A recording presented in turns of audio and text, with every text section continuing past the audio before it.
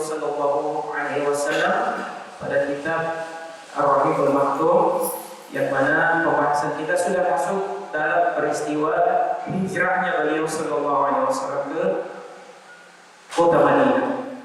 Dan di pembahasan sebelumnya juga kita sudah jelaskan sebelum hijrahnya beliau Sallallahu Alaihi Wasallam itu sudah didahului oleh beberapa sahabat-sahabatnya yang lebih dulu untuk berhijrah ke Madinah. Dan Rasulullah Sallallahu Alaihi Wasallam nanti ketika menerima perintah dari Allah Subhanahu Wa Taala untuk berhijrah, maka kemudian beliau berhijrah ke Madinah. Jamaah sekalian yang dimuliakan Allah Subhanahu Wa Taala, kita sudah jelaskan juga ya, bagaimana sikap daripada orang-orang Quraisy. Mereka sudah tahu ya, beberapa sahabat-sahabat sudah banyak yang pindah, yang hijrah ke Madinah. Apalagi kota Mekah ini yang penduduknya mungkin tidak seberapa banyak. Jadi ketika ya, ada penduduk Mekah yang sudah pindah, itu sudah mulai nampak. Dan sahabat-sahabat Rasulullah SAW yang semakin hari ini semakin bertambah, mereka kemudian ya, berpindah ke Madinah. Hanya tinggal beberapa orang. Orang-orang Quraisy yang ada di Mekah kemudian melihat kesempatan itu, dan mereka sudah mencium ya, bahwa nanti ada waktunya ya, orang yang paling mereka benci, yaitu Rasulullah SAW, juga akan meninggalkan kota Mekah. Dan ini mereka sudah ketahui. Maka kemudian mereka mengambil keputusan untuk bisa mencegah ya, hijrahnya Rasulullah Sallallahu Alaihi Wasallam ini dengan melakukan sebuah pertemuan penting di suatu tempat yang kemudian diberi nama atau dikenal dengan Darun Nadwah. Nah, sekarang tempatnya masih ada di Mekah. Nah, ini tempat berkumpulnya orang-orang Quraisy atau pembesar-pembesar orang Quraisy, parlemen Quraisy ya, yang ingin membahas suatu masalah besar. Maka di tempat inilah mereka kemudian membicarakan hal itu. Maka kemudian jemaah sekalian, mereka mulailah mengadakan pertemuan ya. Disebutkan di sini kurang lebih ada 11 orang daripada pemuka-pemuka orang Quraisy yang kemudian mengadakan 14 ya. 14 orang yang mengadakan pertemuan di Darun Nadwah ini ya. 14 orang ya, para pemuka-pemuka Quraisy yang berasal dari atau wakil dari setiap kabilah-kabilah ini. Mereka berkumpul di Darun Nadwah ya. Sudah tentu orang yang pertama ya, yang memiliki keinginan itu adalah Fir'aunnya ya, orang Quraisy. Siapa itu? Abu Jahal bin Hisham ya, atau Amr bin Hakam Al-Makhzumi. Kemudian juga Jubair bin Mut'im, Tu'aimah bin Adi, kemudian Al-Haris bin Amir, Syaibah bin Rabi'ah, Utbah bin Rabi'ah. Ini juga dua orang ini ya, senior dari orang-orang Quraisy. Abu Sufyan bin Harb ya, Abu Sufyan ya, ini masih ketika masih musyrik ya, dia belum masuk Islam. Tapi nanti di belakangan ya, ketika Fathu Mekah dia kemudian masuk Islam. Kemudian An-Nadhr bin Al-Haris, Abul Bukhtir bin Hisham, Zam'a bin Al-Aswad, Hakim bin Hizam, Nabih bin Al-Hajjaj, Munabbih bin Al-Hajjaj. Kemudian Umayyah bin Khalaf. Umayyah bin Khalaf. Umayyah ini majikannya Bilal bin Rabah ya, yang menyiksa itu. Mereka kemudian berkumpul di Darun Nadwah untuk membicarakan perihal ya, supaya nanti apa yang bisa mereka lakukan ya, untuk mencegah kepergian Rasulullah Sallallahu Alaihi Wasallam.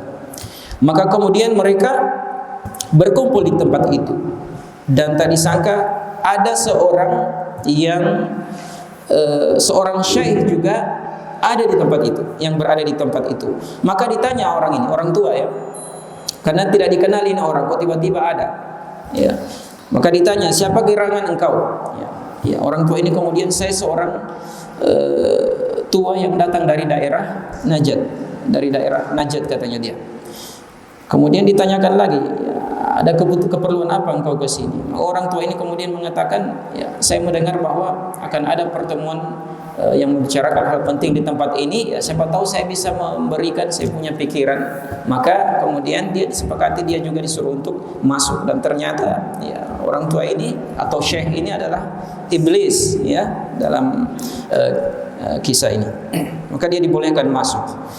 Maka setelah pertemuan kemudian dilangsungkan, ya, terjadilah saling memberikan pendapat di antara orang-orang Quraisy ini, bagaimana caranya untuk bisa mencegah Rasulullah sallallahu alaihi wasallam. Seorang dari mereka kemudian mengemukakan satu pendapat, bagaimana ya kalau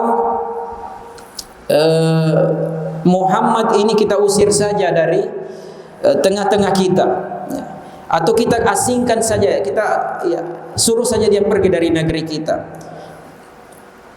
Jadi terserah dia mau ke mana, ya silahkan, ya.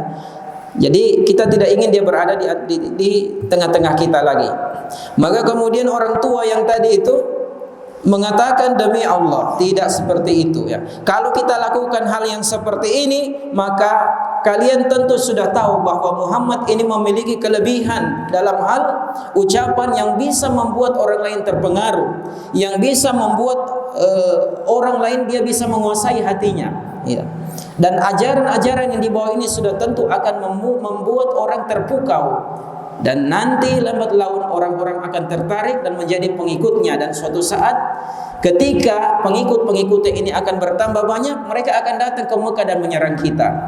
Jadi ini usulan yang tidak cocok, tidak disepakati. Maka kemudian ya datang lagi pendapat kedua dari Abul Bukhturi. Begini saja, bagaimana kalau kita kurung saja dia di dalam sebuah sel atau di dalam sebuah penjara, ya, lalu kita kunci, ya, sebagaimana kita sudah pernah melakukannya dengan sebelumnya dengan para penyair-penyair yang disiksa, yang dikurung sampai mati.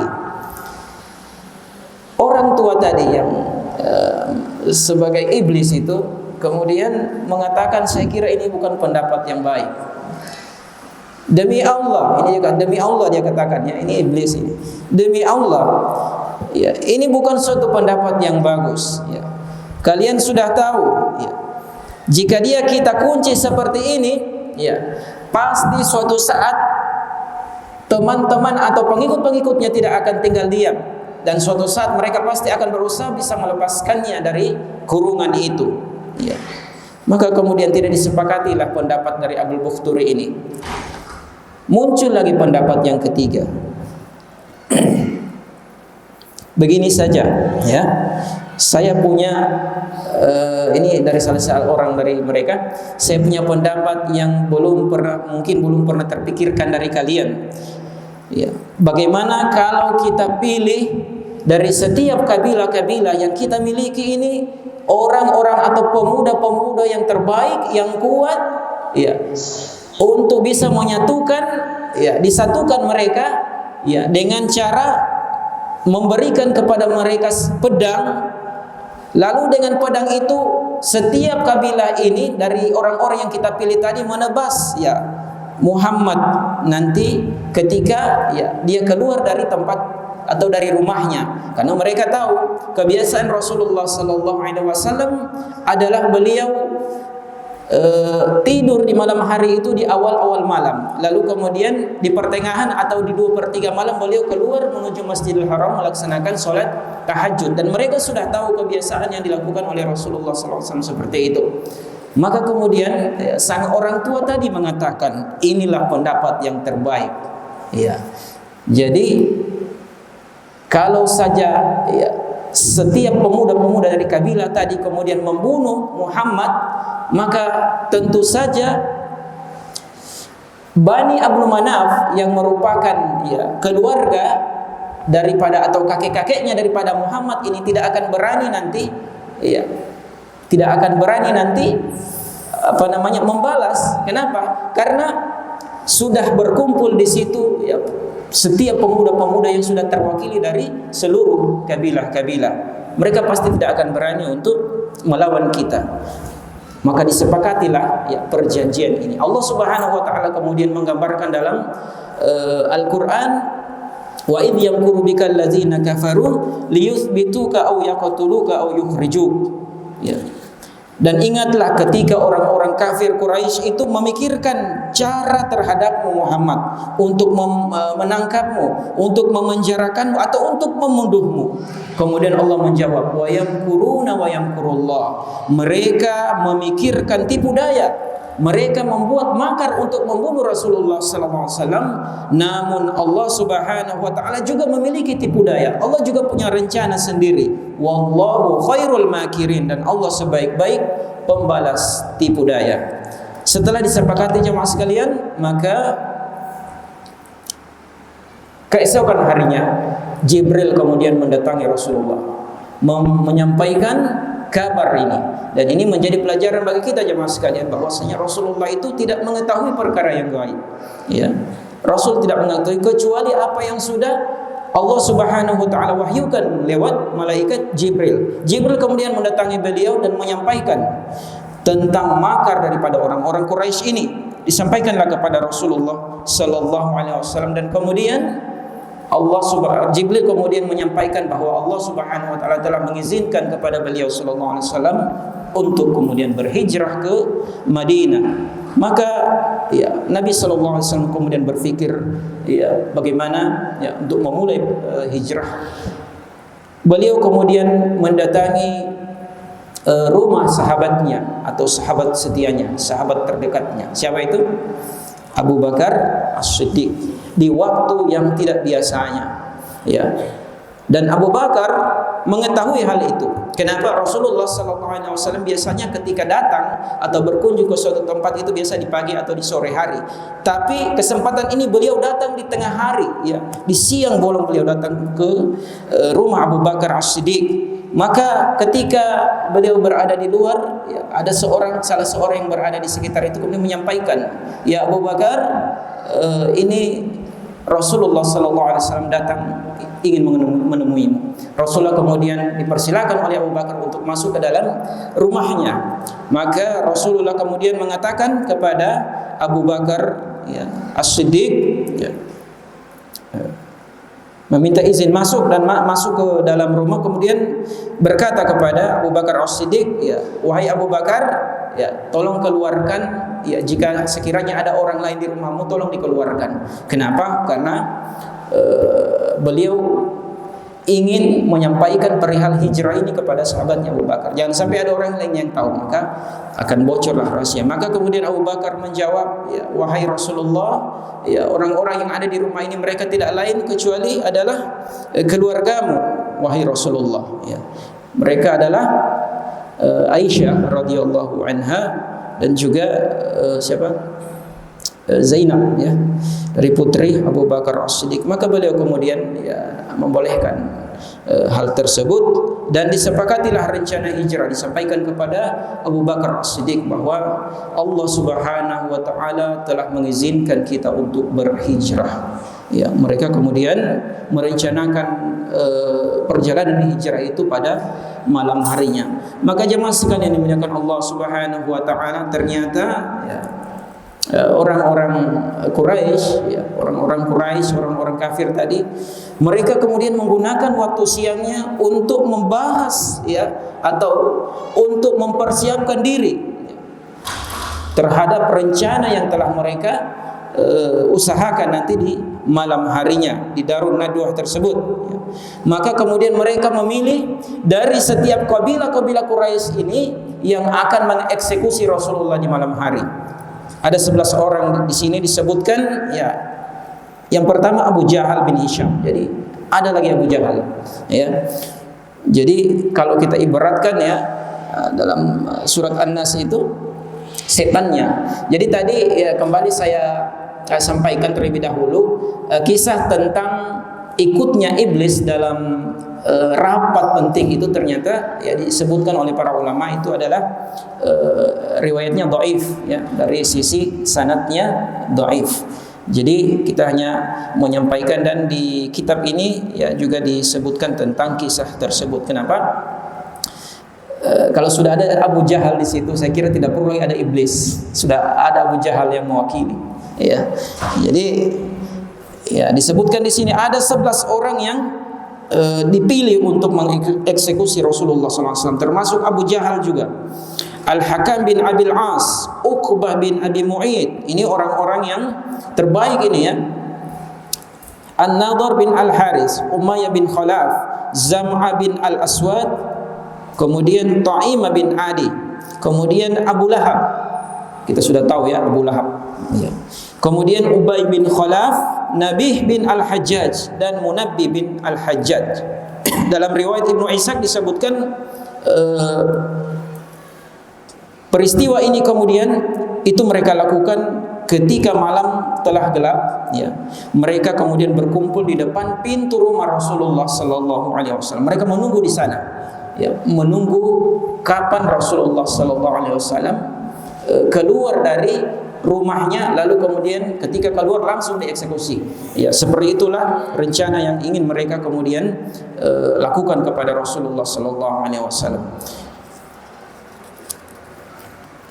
Jemaah sekalian dimuliakan Allah Subhanahu wa taala, ya, sampai tiba waktu tersebut maka masuklah waktu malam, mereka kemudian berkumpul dan ya, sebagaimana kita sampaikan tadi, Rasulullah SAW yang punya kebiasaan tidur ya di awal malam kemudian keluar di pertengahan malam.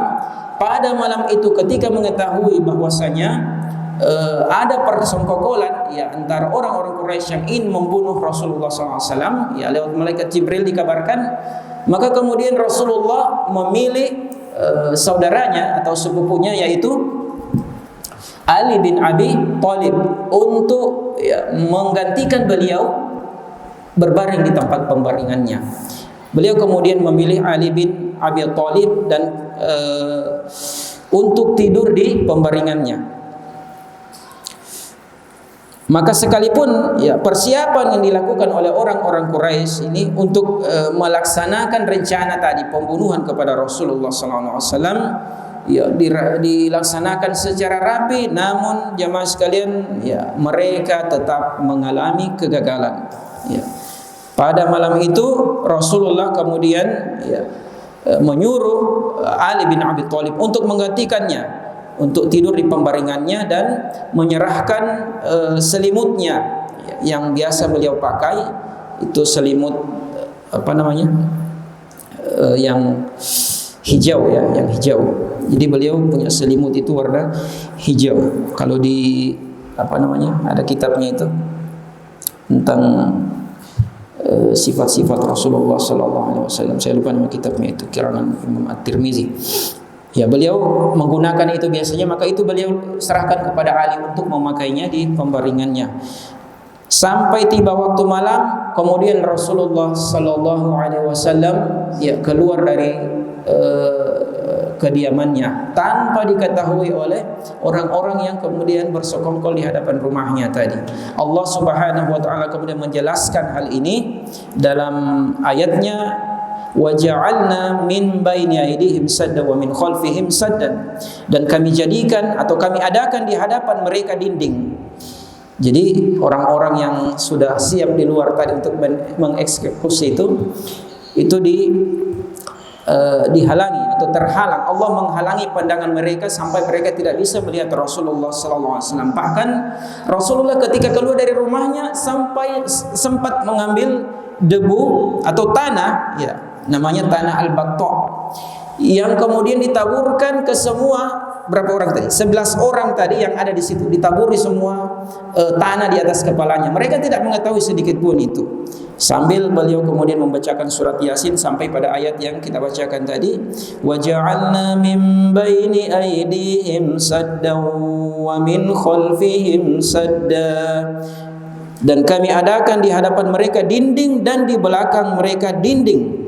Fa'aghshaynahum fahum la yubsirun, dan kami tutup mata mereka sehingga mereka tidak dapat melihat. Nah, ini salah satu mukjizat juga dari Rasulullah sallallahu alaihi wasallam yang Allah Subhanahu wa taala sudah mengatur hal tersebut. Maka peristiwa pemblokadean atau makar tersebut gagal total, ya, sampai-sampai Rasulullah sallallahu alaihi wasallam melalui orang-orang yang tadi di depan itu Beliau kemudian melalui dan pergi langsung menuju ke rumah Abu Bakar As-Siddiq. Adapun orang-orang yang menunggu di hadapan rumah tadi, ya, suatu saat ada seorang yang lewat di situ, kemudian bertanya kepada mereka, apa yang hendak kalian lakukan? Mereka kemudian mengatakan, ya, kami menunggu Muhammad keluar dari rumahnya ini. Apakah kalian tidak melihat bahwa Rasulullah SAW Muhammad tadi sudah pergi meninggalkan kalian, namun meletakkan tanah-tanah di atas kepala kalian? Mereka kemudian kaget, ya, hal itu bisa terjadi, dan ya, mereka sebenarnya sadar bahwa hal seperti ini merupakan kuasa daripada Allah Subhanahu wa taala, mukjizat yang sudah diperlihatkan. Ya, itulah orang-orang Quraisy, ya. Maka Rasulullah kemudian menuju ke kediaman Abu Bakar As-Siddiq, yang Abu Bakar kemudian sudah bersiap-siap untuk berhijrah bersama Rasulullah sallallahu alaihi wasallam. Mereka melewati pintu belakang rumah Abu Bakar As-Siddiq supaya tidak terlalu kelihatan kalau di depan. Mereka melalui pintu belakang dan menuju ke arah ke arah selatan. Jadi kita jelaskan dulu bahwasanya Madinah di atas, ya, di utara, Makkah di tengah.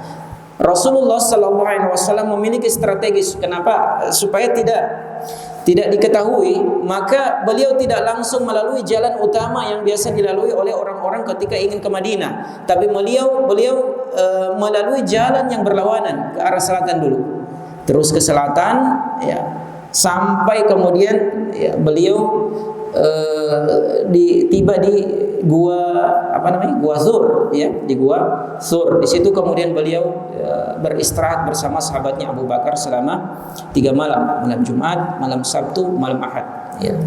Jadi ini merupakan cara juga beliau untuk supaya tidak langsung diketahui keberadaannya.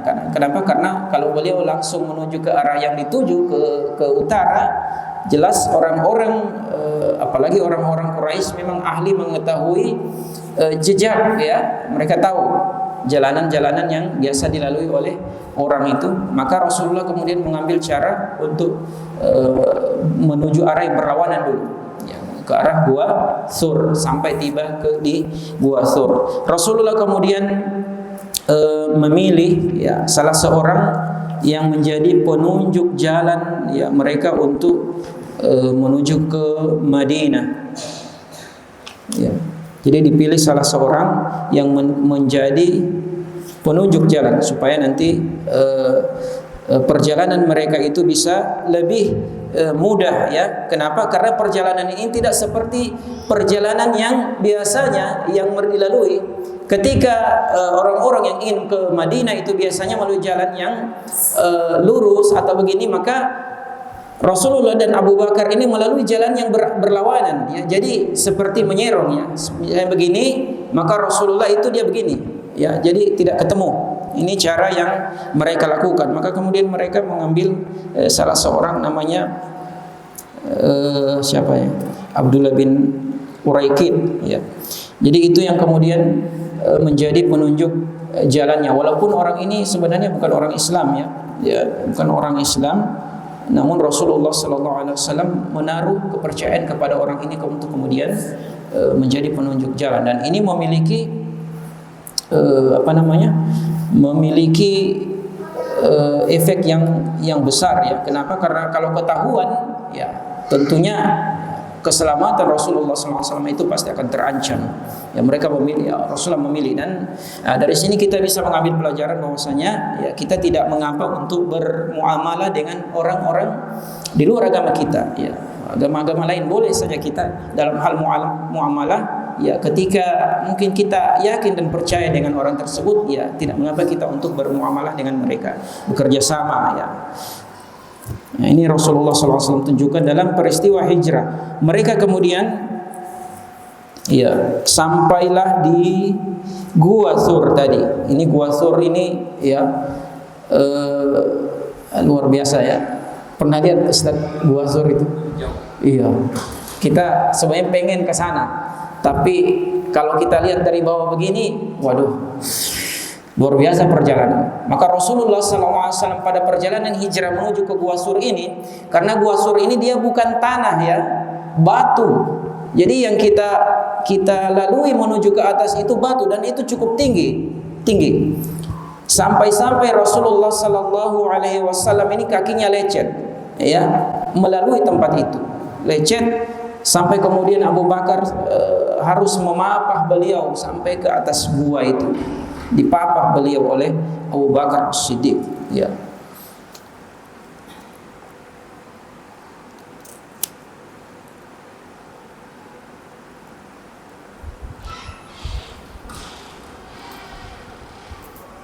Nah, jemaah sekalian muliakan Allah Subhanahu wa taala, maka begitu mereka kemudian tiba di Gua Thur ini, Abu Bakar kemudian mengatakan, "Ya Rasulullah, demi Allah, engkau jangan masuk dulu ke dalam gua itu, ya. Lebih baik saya yang lebih dulu masuk, ya Rasulullah, ya. Agar nanti jika di dalamnya ya terdapat sesuatu yang bisa membahayakan engkau, maka sayalah yang lebih dulu merasakannya." Ini yang dikatakan oleh Abu Bakar As-Siddiq radhiyallahu anhu. Maka kemudian ya, Abu Bakar As-Siddiq masuk lebih dulu dalam gua itu, dan mendapatkan di sisi-sisi gua itu terdapat banyak lubang yang kelihatan lubang-lubangnya.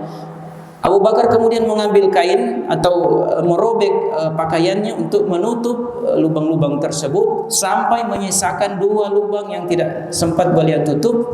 Maka kemudian ya, beliau menghalangi atau menutupinya dengan kakinya. Ini dalam riwayat ini disebutkan seperti itu. Beliau menutup 2 lubang yang tersisa dengan kakinya. Lalu kemudian beliau ya, mempersilahkan Rasulullah untuk masuk ke dalam, sampai kemudian Rasulullah SAW masuk dan beristirahat berbaring di sisi Abu Bakar As-Siddiq. Sementara jemaah sekalian, ya, kaki Abu Bakar yang dipakai untuk menutupi lubang tadi yang tersisa tidak sempat ditutup itu ternyata sudah disengat oleh binatang. Abu Bakar kemudian merasakan gigitan itu sampai air matanya keluar dan mengenai Rasulullah sallallahu alaihi wasallam yang sedang beristirahat. Bayangkan perjalanan dari malam perjalanannya ini ya, dan perjalanan bukan ya perjalanan yang normal lurus, tidak, tapi naik ke bukit. Ya. Tentu lelah ya beliau sallallahu alaihi wasallam. Maka beliau sampai di situ beliau langsung berbaring dan tertidur di sisi Abu Bakar As-Siddiq atau di di paha Abu Bakar As-Siddiq, ya, sampai air mata Abu Bakar kemudian keluar menahan ya sakitnya digigit oleh binatang tersebut. Ya, tidak disebutkan ini binatang apa. Sampai dengan kondisi ini Rasulullah kemudian terkaget, lalu kemudian bertanya, ya, "Mazabika ya Abu Bakar? Ada apa denganmu wahai Abu Bakar?" Ya. Jawab Abu Bakar, ya, "Demi Allah, ya, dan yang menjadikan ayah dan ibuku sebagai tebusannya." Dia bilang, "Ya Rasulullah, kaki saya sudah disengat oleh binatang." Maka Rasulullah kemudian meludahi ya, bekas gigitan tersebut sampai kemudian rasa sakit hilang. Dan disebutkan di sini jamaah sekalian, ya, bekas gigitan ini kemudian kembali dirasakan oleh Abu Bakar As-Siddiq ketika beliau sudah menjelang wafatnya. Ya. Dalam riwayat dari ya, riwayat Razin, ya, saya baru dengar perawinya ini dari sahabat Umar bin Khattab. Jadi beliau kemudian merasakan sakit itu yang menjelang beliau radhiyallahu anhu wafat. Ya. Maka Rasulullah sallallahu alaihi wasallam ya, bersama Abu Bakar As-Siddiq tinggal di gua itu ya, selama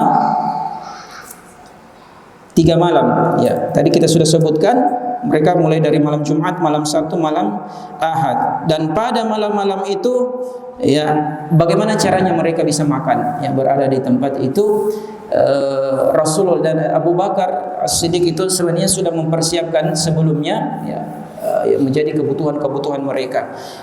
Abu Bakar kemudian menyuruh anaknya ya, yang bernama Abdullah. Ini Abdullah ya, putra dari Abu Bakar, ini salah satu putra dari Abu Bakar ya, yang menjadi pelayan mereka berdua. Abdullah ini setiap malam itu datang ke tempat mereka ya, ke tempat ayahnya Abu Bakar dengan Rasulullah sallallahu alaihi wasallam. Untuk apa? ya, agar nanti berita-berita yang ada atau yang terjadi atau perkembangan berita yang terjadi di Mekah itu bisa diketahui oleh Rasulullah sallallahu alaihi wasallam. Jadi nanti ketika sebelum subuh beliau kembali lagi ke Mekah. Begitu seterusnya ya selama 3 malam itu. Kenapa? Karena Rasulullah sallallahu alaihi wasallam sudah mengetahui ya, mereka tidak bisa keluar untuk melanjutkan perjalanan ya tanpa harus diketahui bagaimana keadaan di luar nanti. Ya, dan ini bisa kalau tidak ada yang memberitahu keadaan di luar, maka bisa saja Rasulullah SAW tidak mengetahui ternyata orang-orang yang mengejar mereka itu sudah berada di sekitar mereka. Dan ini dilakukan oleh orang-orang Quraisy, mas sekalian, ketika mereka mengetahui bahwasanya Rasulullah Sallallahu Alaihi Wasallam di malam itu yang mereka berusaha untuk mengeksekusi beliau, namun Rasulullah lolos. Mereka kemudian pada pagi harinya, ya, setelah peristiwa itu mereka kemudian melihat dulu, memeriksa siapa yang berada di pembaringan Rasulullah SAW. Ketika didapatkan ternyata yang ada hanyalah Ali bin Abi Thalib. Ya. Sampai-sampai mereka menanyakan hal tersebut, ya, kemana Muhammad? Ali kemudian menjawab, saya tidak tahu. Ali diambil, diseret ke Ka'bah dan dipukuli.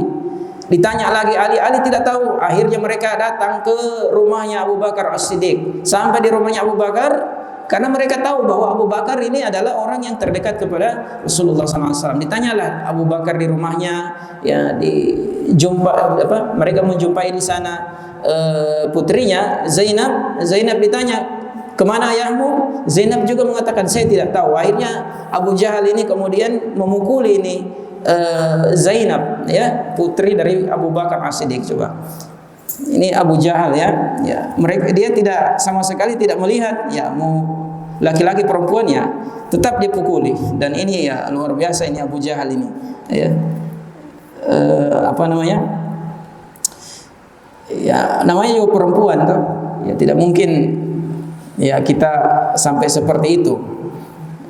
Ya, kalau laki-laki ya masih mending, tapi ini perempuan, ya. Walaupun dia menang ataupun kalah, ya sama saja.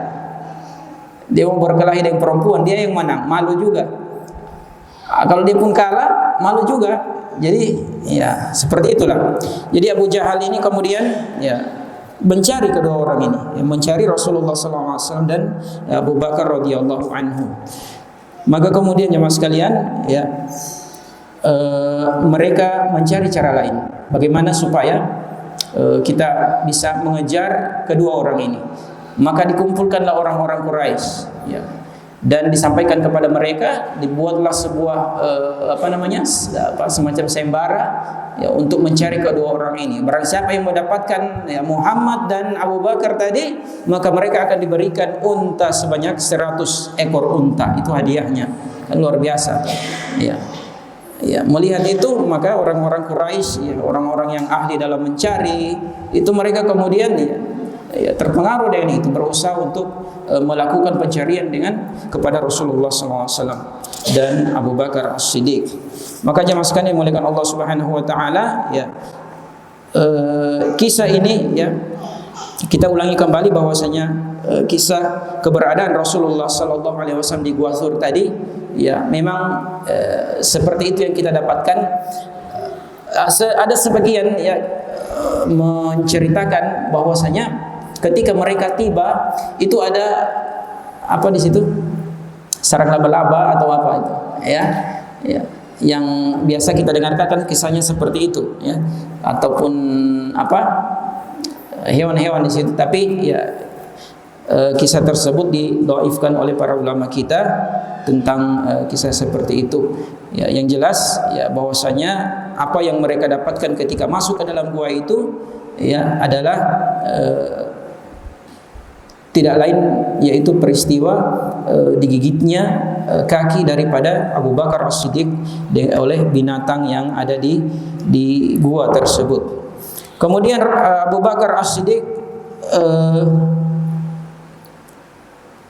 ya memilih salah seorang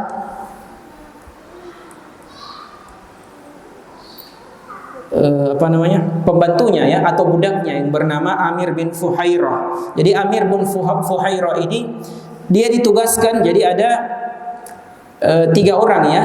Satu orang penunjuk jalan, Abdullah bin Uraikid, kemudian putra beliau Abdullah bin Abu Bakar sebagai pencari berita ya. Jadi Rasulullah tidak sembarang keluar dari gua ya. Jadi harus dia tahu dulu kondisi di Mekah, bagaimana keadaan di sana, apakah orang-orang sedang berada di mana, itu harus diketahui baru Rasulullah bisa keluar dari gua tersebut. Kayak mereka kemudian 3 malam di tempat itu.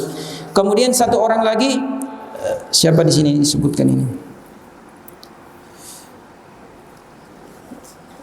Amir bin Fuhairah. Amir bin Fuhairah ini ditugaskan untuk membawa kambing-kambing dari Abu Bakar Siddiq.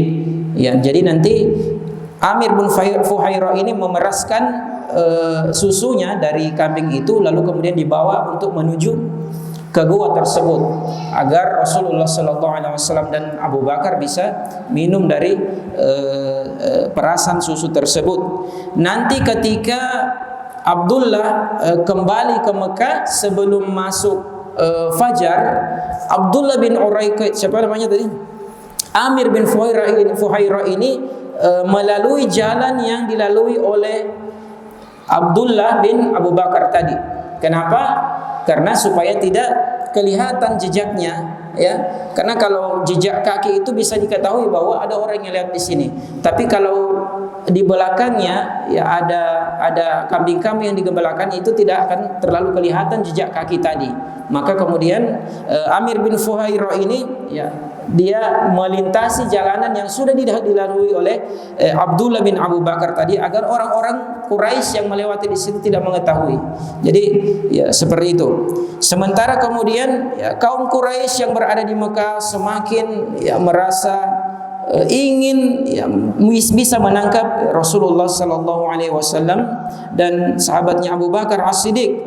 Maka kemudian mereka mencari cara ya, tadi kita sudah sebutkan, mereka buat semacam sayembara untuk orang-orang bisa mengejar keberadaan Rasulullah sallallahu alaihi wasallam.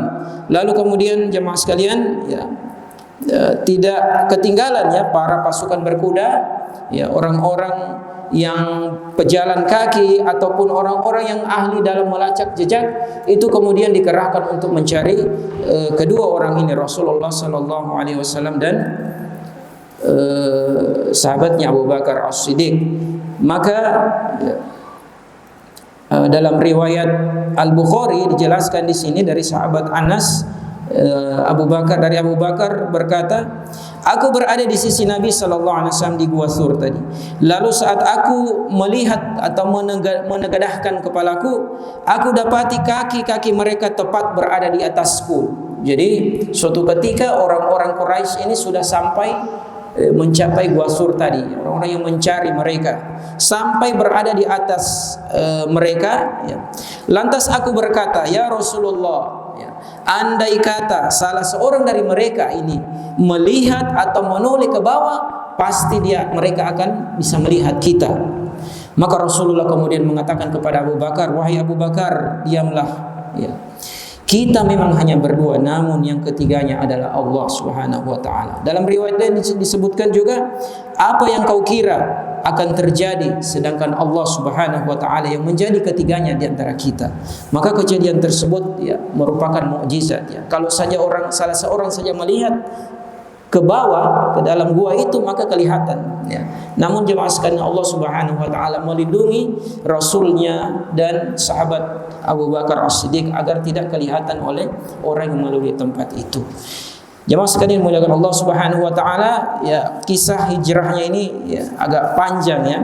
Mungkin dalam tiga pertemuan baru bisa kita selesaikan. Beberapa kisah-kisah yang lain di mana Rasulullah SAW sempat singgah di suatu pemukiman, namanya pemukiman umum Ma'bad. InsyaAllah akan kita jelaskan pada pertemuan berikutnya, InsyaAllah.